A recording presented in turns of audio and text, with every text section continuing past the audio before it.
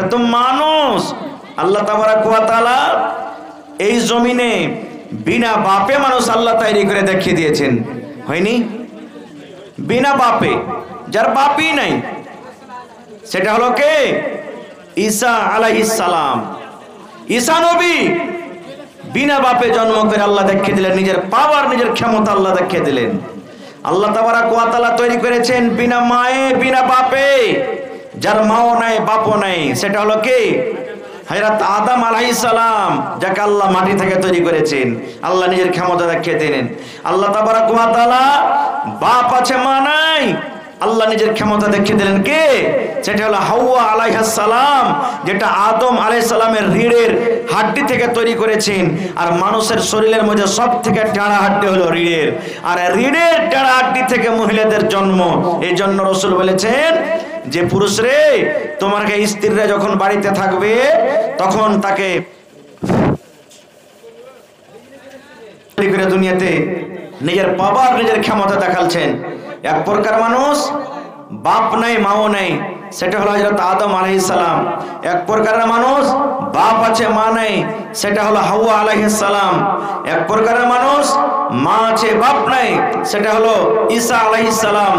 এক প্রকারের মানুষ যেমন আমরা, আমাদের মাও আছেন বাপও আছেন। কেমন করে এটা নেকি, কেমন করে ইবাদত হলো? আল্লাহ রাসূল সাল্লাল্লাহু আলাইহি ওয়াসাল্লাম বলেছেন, উম্মত তোমার স্ত্রীর সাথে মিলামিশা এই জন্য ইবাদত হলো, এই জন্য নেকি হলো, এই জন্য সাদকা হলো। দয়ার রাসূল বললেন, উম্মত রে, তুমি স্ত্রীর সাথে যে কাজটা করেছো, স্ত্রীর সাথে তুমি যে কাজটা তুমি করেছো, স্ত্রীর সাথে তুমি যে মিলন করো, এই কাজটা যদি তুমি ওয়াপারে বেটি ছেলের সাথে করো, এই কাজটা যদি অন্য মহিলার সাথে তুমি যদি করো, বলো তাতে গুনাহ হবে না? হবে না? গুনাহ হবে না? হবে না? আপনারা বলেন তো। গুনাহ হবে। এবার দয়ার রাসূলের কথা শুনে সাহাবায়ে কেরাম বলছেন, ইয়া রাসূলুল্লাহ, যে স্ত্রীকে আমি বাড়িতে এনেছি, তাকে আমি মোহর দিয়েছি, স্ত্রী বানিয়ে, বিবি বানিয়ে বাড়িতে রেখেছি, এটা আমার স্ত্রী।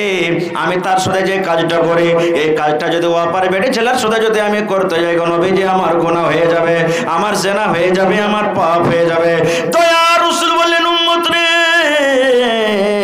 যখন একটা ওয়াপারে বেটি ছেলের সাথে তুমি যদি জেমা করো, ওয়াপারে বেটি ছেলের সাথে যদি তুমি সহবাস করো, এই কাজটা করতে যেমন গুনাহ হয়, ওই মতো তোমার হালাল স্ত্রীর সাথে যদি তুমি কাজটা করে, তাহলে এটা হলো একটা সাদকা, এটা হলো একটা নেকি।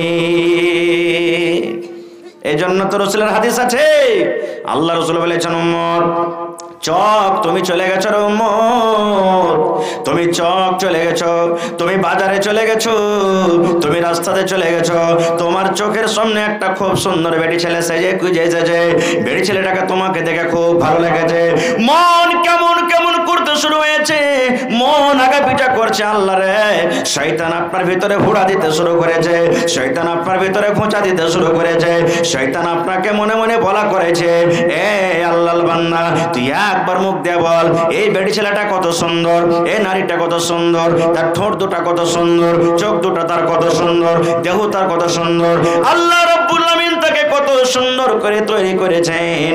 এই আল্লাহর বান্দা মনে মনে কথাটা জাগবে, আল্লাহ রে, এটা যদি আমার স্ত্রী হয়তো কত ভালো হয়তো, এটা যদি আমার বেবি হয়তো কত ভালো হয়তো, যদি তার সাথে একবার গল্প করতে পেতাম তো কত ভালো হয়তো, তার যদি হাত খান আমি একবার ধরতে পেতাম তো গল্পত হয়তো, তার পাঞ্জরা যদি একবার আমি বসতে পেতাম তো কত ভালো হয়তো। এই মতো যখন তোমার ভিতরে জৈবন জাগবে, আল্লাহ রাসূল বলেছেন, উম্মত রে, তুমি আর ওই জায়গাতে থাকিও না, তুমি ওই জায়গা তার থাকিও না, ওই বাজারে তুমি আর থাকিও না, ওই চকে তুমি আর থাকিও না, ওই রাস্তাতে তুমি থাকিও না, তাড়াতাড়ি করে তুমি বাড়ির দিকে রওনা হয়ে যাও, বাড়ির দিকে তুমি চলে যাও। বাড়ির দিকে যাওয়ার পর আল্লাহ রাসূল বলেছেন, তোমার স্ত্রীকে তুমি ঘরের দিকে ডেকে নাও, তোমার স্ত্রী যদি ভাত রান্না করে তাও তুমি ইশারা করে ডেকে নাও, তোমার স্ত্রী যদি পানি আনতে গেছে তাও ইশারা করে তুমি ডেকে নাও, তোমার স্ত্রী রুটি বানাইছে তাও তুমি ইশারা করে ডেকে নাও। দয়ার রাসূল বলেছেন, উম্মত, একটা ওয়াপার বেটি ছেলেকে দেখে তোমার জৈনব খোদা যায় বেড়ে গেছে, একটা ওয়াপার বেটি ছেলেকে দেখে তুমি নিজের জওয়ানিটাকে কাবু করতে পারো না। আল্লাহ রাসূল বলেছেন, একটা বাজারে ওয়াপার বেটি ছেলেকে দেখে তোমার যে আগুন লেগে গেছে, তোমার গায়ে যে আগুন ধরে গেছে, এই আগুনটা তোমার হালাল স্ত্রীর কাছে তুমি নিমিয়ে দাও, হালাল স্ত্রীর কাছে তুমি পূর্ণ করে দাও। রাসূলের হাদিস। এবং মা খালাদের ব্যাপারে রাসূল বলেছেন, রে মহিলার দল, এ নারীর দলের, তোমরা শুনে নাও। তোমরা রুটি বানাইছো, বাড়িতে তোমরা রুটি বানাইছো, রুটি হয়ে গেছে, রুটি ওঠার জন্য খোলাতে হাত বাড়িয়ে দিয়েছো, রুটি হয়ে গেছে, এখন রুটি উঠিয়ে নিবে। এরকম মতো অবস্থাতে তোমার স্বামী যদি তোমাকে ডাকে, ও হালিমার মা তুমি ঘরের দিকে এসো, ও জায়েদার মা তুমি ঘরের দিকে এসো, ও আব্দুল্লাহর মা তুমি ঘরের দিকে এসো, আল্লাহ রাসূল বলেছেন মহিলা রে, তোমার রুটি জ্বলে যায়, তোমার রুটি পুড়ে যায়, তোমার রুটি ছাই হয়ে যায়, তুমি তাড়াতাড়ি করে তোমার স্বামীর কথাতে তুমি ঘরের ভিতরে চলে যাও। এই কথা বলিও না, স্বামী গো 1 মিনিট দাঁড়িয়ে যান, 2 মিনিট দাঁড়িয়ে যান, এই যে দেখেন রুটিটা হয়ে গেছে, রুটি এখন নামিয়ে নিব, এই যে দেখেন রুটি হয়েছে, এখন রুটিটা আমি উঠিয়ে নিব। আল্লাহ রাসূল বলেছেন মহিলা রে, তোমার স্বামী যেমনই তোমাকে ডাকবে, যে তুমি কোনো হালাতে থাকো না কেন, তাড়াতাড়ি করে তোমার স্বামীর কাছে চলে যাও। এতখানি তাকিদ করেছেন মায়েরা খালাকে।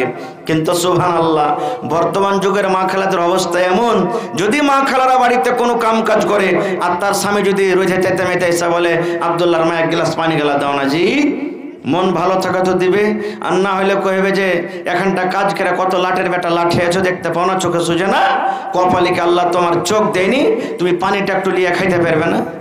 এমন ঘোঁচা মেরা কথা বলবে ভাই, ওর পিপাসাটা হারিয়ে যাবে, আর পানি পান করার ইচ্ছা হবে না। এরকম আছে না নাই মহিলা? সুবহানাল্লাহ। আর যে নিজের স্বামীর হক বুঝছে, নিজের স্বামীকে যে ভালোবাসে, স্বামীর সাথে যার মহব্বত ভালোবাসা, তারা বলবে আহ থাক পরে কাম করবে, এগুলা তাড়াতাড়ি করে নিজের স্বামীর সেবাতে, খিদমতে, যত্নতে লেগে যাবে। তো ভাইরা আমার কথা হলো, ইবাদত দুনিয়াতে অনেক প্রকারের আছে, আমি ওদিকে যাব না। আজকে আমি আপনাদের সামনে যে কোরআন মাজিদ তেলাওয়াত করেছি, সেই ইবাদতের মধ্যে দিয়ে একটা ইবাদত হলো কি নামাজ। আল্লাহ তাবারাক ওয়া তাআলা কোরআনে বলছেন, ইন্নামা ইয়ামুরু মাসাজিদাল্লাহি মান আমানা বিল্লাহ। তারপর আরো আছে, আমি ওদিকে লম্বা করব না। আল্লাহ রাব্বুল আলামিন কোরআনে বলেন, আরে দুনিয়ার মানুষ তোমরা শুনে নাও, মসজিদ আমার কে বানাবে, মসজিদ আমার কে নির্মাণ করবে, মসজিদ কে আমার আবাদ করবে। আল্লাহ রাব্বুল আলামিন একটাতে কয়েকটা সিফাত বলেছেন মানুষের জন্য। এই দুনিয়ার মানুষ, আমার মসজিদ বানাবে ওরা, আমার মসজিদ গড়াবে ওরা, আমার মসজিদ নির্মাণ করবে ওরা, আমার মসজিদকে আবাদ করবে ওরা, মানা বিল্লাহ, এক আল্লাহ তাবারাক ওয়া তাআলার প্রতি যে বিশ্বাস করেন। 2 নম্বরে রাসূল আল্লাহ বলেন, এ দুনিয়ার মানুষ শুনে নাও, আল্লাহ তাবারাক ওয়া তাআলা বলেন 2 নম্বর গুণ হবে তার মধ্যে ওয়াল ইয়াউমিল আখির, আখিরাতের প্রতি ঈমান রাখবে, আখিরাত বলে বিশ্বাস করবে, আখিরাত বলে ঈমান এনেছে। আল্লাহ রাব্বুল আলামিন তারপরে বলেন 5 ওয়াক্তের নামাজ আদায় করবে। এক আল্লাহর প্রতি আমাদের বিশ্বাস আছে না নাই? জোরে বলেন, আছে না নেই? যদি এই জায়গাতে আমরা যদি এইটা কথা বলি যে হ্যাঁ এত বড় আল্লাহ সংসার চালাইছে, আল্লাহ কি একটা হয় না, আল্লাহ দুটা আছে, যদি এইটা আমরা নিয়ত করি, তাহলে কিন্তু আমাদের সব আমল পুচ্ছিল শেষ হয়ে যাবে। আল্লাহ তাবারাক ওয়া তাআলা আমাদেরকে আখিরাতের প্রতি ঈমানের কথা বললেন। আখিরাত বলে বিশ্বাস আছে না নাই? জোরে বলেন, বিশ্বাস আছে না নাই? আখিরাত বলে আমাদেরকে বিশ্বাস করতে হবে। কত মানুষকে দেখবেন, যদি ওকে দিনের কোনো কথা বলেন, এই কথাটাই বলবে, হ্যাঁ মুলবিরকে কথায় গেলে দুনিয়াতে এসেছি, কি নামাজ, কি রোজা, কি দান, কি মরে যাব, দুনিয়াতে মাটির তলে চলে যাব, পচে যাব, সরে যাব, গলে যাব, আল্লাহ তাবারাক ওয়া তাআলা কি আবার দ্বিতীয়বার আমাদেরকে খুঁজে পাইবেন? এই নিয়ত যদি আমাদের থাকে, তাহলে ভাই আমরা এখনো পূর্ণ মুসলমান হইতে পারিনি। এখনো একটা বুখারী শরীফের হাদিস আপনাদের সামনে তুলে ধরছি, কেমন আখিরাত বলে বিশ্বাস করতে হবে, আখিরাত বলে কেমন মজবুতির সাথে আমাদেরকে কায়েম থাকতে হবে। একটা বুখারী শরীফের হাদিস, আল্লাহ রাসূল বলেছেন, এক জামানাতে, এক টাইমে একটা বাপ নিজের 4টা 5টা 7টা বেটা ছিল। এবার বেটারাকে জড়ো করে বাপ ওসিয়াত করেছেন, যেমন আমরা যখন মরবো, মরার টাইমে বেটা বেটি যত আছে সমস্ত বেটা বেটিরাকে জড়ো করে আমরা কিছু ওসিয়াত করি না? বলেন ভাই, ওসিয়াত করি না? এদিকে ধ্যান দিবেন ভাই, গল্প করিয়েন না, এদিকে ধ্যান দেন। যখন আমরা মরবো, মরার টাইমে আমরা নিজের ছেলে মেয়েদেরকে ওসিয়ত করি কি করি না? করি। এরকমই একটা বাপ মরছেন, হাদিসের কথা, নিজের বেটারাকে ওসিয়ত করছেন কি, বেটারে আমি যখন মরে যাব রে ধন, আল্লাহ তাবারাক ওয়া তাআলা যখন আমার জান কবজ করবেন, আমি দুনিয়া থেকে যখন চলে যাব রে ধন, এই আমার কলেজার টুকরা শোন, আমার মরে যাওয়ার পর খবরদার তোমরা আমাকে জমিনে দফন করিও না, জমিনে আমাকে মাটি দিও না, জমিনে আমাকে জানাজা পড়ে মাটি দিও না, জমিনে আমাকে পূজা দিও না। রে আদরের সন্তান, খবরদার রে বেটা, একটা কথা আমার তোরা মনে রাখ, আল্লাহ নবীর এটা হাদিস, নবী বলেছেন বাপ নিজের বেটারাকে ওসিয়ত করছেন, বেটারে আমি মরে যাব, জমিন জায়গা আমার যত আছে সব তোরা বন্টন করে নিবি, কিন্তু বেটারে আমার মরে যাওয়ার পর একটা কাজ তোরা করবি রে ধন, আমার লাশটাকে খবরদার তোরা জমিনে দফন করিস না। ছেলেরা বলতে লাগলো আব্বাজি কি করব? বলছে বেটারে আমি যখন মরে যাব রে ধন, আমার লাশটাকে লোকরে তোরা জড়ো করে দিবি, কাঠ জড়ো করে দিবি, বাঁশ জড়ো করে দিবি, লোকরে জড়ো করে দিবি, লোকরে জড়ো করে দেওয়ার পর তোমরা আমার লাশটাকে জ্বালিয়ে দিবি রে বেটা, জ্বালিয়ে দেওয়ার পর ছাইকোটাকে 3 ভাগ করবি। এই সময়খানি লাইন পালাইতে পাইলে ছিলাম কি যে আল্লাহ রাসূল বলেছেন লোকটা যখন মারা যাবে তো মরার সময়তে সব বেটারাকে ডাকতে বলছেন, বেটারে আমি যখন মরে যাব রে ধন, দুনিয়া থেকে যখন আমি চলে যাব, আমার দুনিয়ার জীবন যখন শেষ হয়ে যাবে রে ধন, একটা কাজ তোমরা করবে, আমাকে তোমরা জ্বালিয়ে দিবে, আমাকে তোমরা জ্বালিয়ে ছাই করে দিবে, জ্বালিয়ে দেওয়ার পর ছাই কটাকে তোমরা 3 ভাগে ভাগ করবে, 1 ভাগ ছাই তোমরা পানিতে ভাসিয়ে দেবে রে ধন, 1 ভাগ ছাই তোমরা নিয়ে জমিনে তোমরা পুঁজে দিবে। দয়ার রাসূল বলেছেন 1 ভাগ ছাই নিয়ে তোমরা বাতাসে ছিটিয়ে দিবে। বেটারা কেউ নসিহত করলেন, এ বেটা আমি যখন মরবো আমার ছাইকোটাকে তোমরা 3 ভাগে ভাগ করবে, 1 ভাগ জমিনে তোমরা পুঁতে দিবে, 1 ভাগ পানিতে তোমরা ভাসিয়ে দিবে, আর 1 ভাগ ছাই কি করবে, বাতাসে তোমরা উড়িয়ে দিবে। এবার ছেলেরা তখন বলতে লাগলো যে হাজি আব্বা এরকম কেন করতে বলছেন আপনি, এরকম করে লাভ কি হবে, আপনি কেন জ্বালাইতে বলছেন, আর ছাইকোটাকে এক জায়গাতে না পুঁতে এক জায়গাতে না ভাসিয়ে বিভিন্ন রকম জায়গাতে কেন আপনি করতে বলছেন? দয়ার রাসূল বলেছেন, এইবারে বাপ নিজের সন্তানরাকে বলছেন, রে আব্দুল্লাহ, আব্দুর রহমান, এই আব্দুল সাত্তার তুমি সরে নাও। বলছে বেটারে এই জন্য আমি 3 জায়গাতে ভাগ করতে বললাম রে ধন, এই জন্য আমি নিজের লাশটাকে আমি দফন করতে মানা করলাম। আল্লাহ রাসূলের হাদিস আছে, মানুষ দুনিয়াতে মরার পর যখন কবরে মানুষকে রাখা হবে, আল্লাহ রাব্বুল আলামিন মানুষকে পরীক্ষা করবেন, আল্লাহ রাব্বুল আলামিন মানুষকে পরীক্ষা করবেন, কবরে মানুষের সওয়াল হবে, 3 খানা মানুষকে প্রশ্ন করা হবে। দয়ার রাসূল বলেছেন যে কবরের পরীক্ষাতে পাস করে যাবে সমস্ত জায়গাতে পার করে যাবে, আর যারা কবরে ফেল করে যাবে তারা কিন্তু কিয়ামতের দিন কোনো জায়গাতে পাস করতে পারবে না। তাই ধরে আমার জীবনে নেকি কম, আমি জীবনে বেশি নেকি করতে পারিনি, আমার জীবনে গুনাহটা শুধু বেশি আছে, গুনার কাজে আমি বেশি জীবনটাকে কাটিয়েছি, জীবনে আমি মদ পান করেছি, জীবনে আমি জেনা করেছি, জীবনে হয়তো কত বড় বড় অন্যায় ব্যভিচার আমার দ্বারা তো হয়েছে।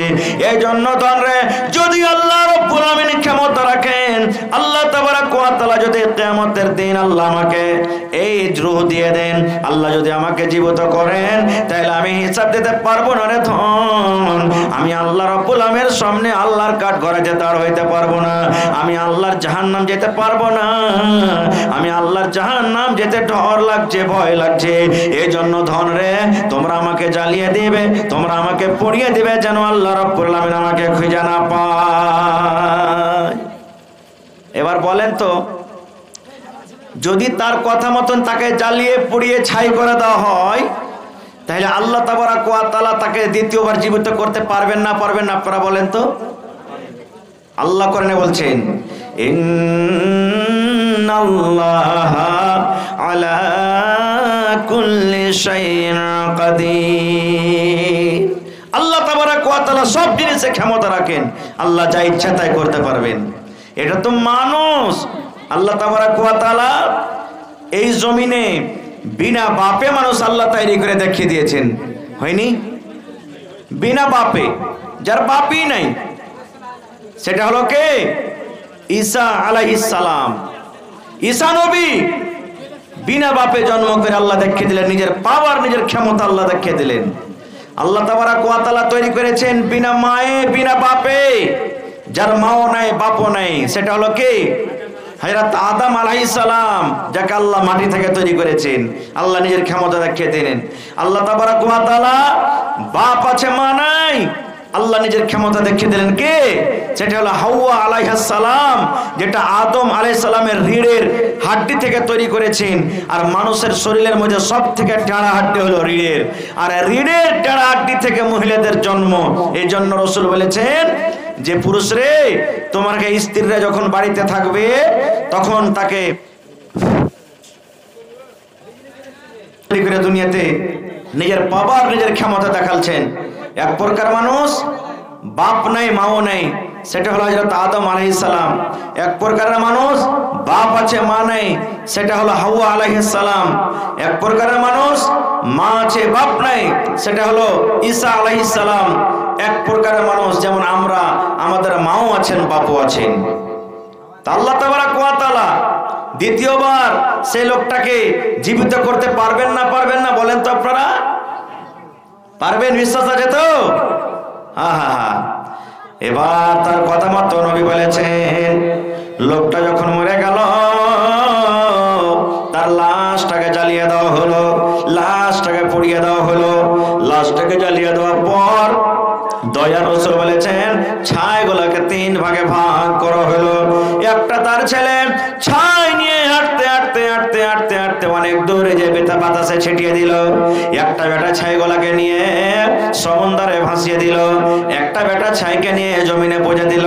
এবারে কাজ করার পর তারা বাড়ির দিকে রওনা হয়েছে, এখনো কিন্তু তারা বাড়িতে পৌঁছতে পারেনি। আল্লাহ রাব্বুল আলামিন বাতাসকে বলছে, বাতাস রে,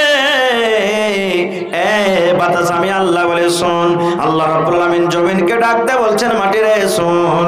আল্লাহ রাব্বুল আলামিন পানিকে ডাকতে বলছে, পানি রে, পানি, মাটি, বাতাস, আমি আল্লাহ রাব্বুল আলামিন তোকে অর্ডার করি।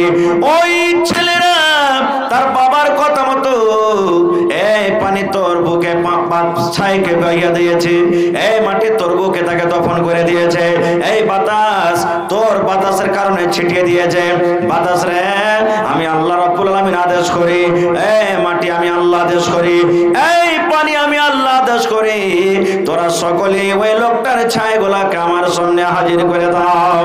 এবার আল্লাহ রাব্বুল আলামিন আদেশ মতো ছাই হাজির হয়ে গেল।